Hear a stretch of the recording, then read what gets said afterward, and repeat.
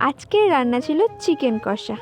তার আগে সব কিছু রেডি করে নেওয়া হলো। এরপর উনুনটা জ্বালিয়ে কড়াটা গরম হওয়া অবধি অপেক্ষা করছিলাম। তারপর তেল দিয়ে দিলাম। তেলটা গরম হওয়ার পর আস্তে আস্তে আলুগুলো দিয়ে দিলাম। আলুগুলো আস্তে আস্তে ভাজা হচ্ছে, দেখো একটু লাল লাল হয়ে এলো। তারপরে আলুগুলো আস্তে আস্তে তুলে নেওয়া হলো। তারপরে রসুন দিয়ে দিয়েছিলাম। রসুনটা একটু লাল লাল করে ভাজা হচ্ছিল। তারপরে পেঁয়াজটা দিয়ে দিলাম।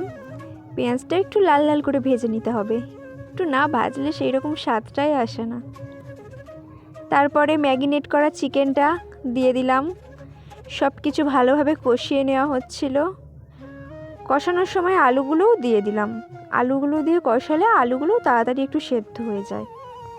এবার মাংসটা একটু কষানো হচ্ছে। কিছুক্ষণ চাপা দিয়ে কষানোটা হলো।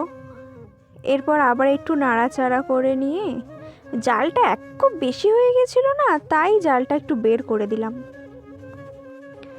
তারপর ভালো করে নাড়াচাড়া করে নিচ্ছিলাম।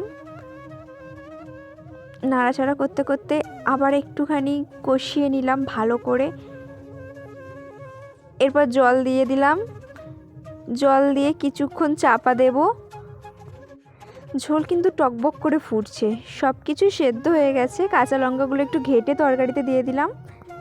গুঁড়ো লঙ্কা একদমই নেই, যেটুকু রান্না হচ্ছে কাঁচা লঙ্কায়। কাঁচা লঙ্কা দিয়েও কিন্তু মাংসর কালারটা বেশ এসেছিল। মাংস রেডি।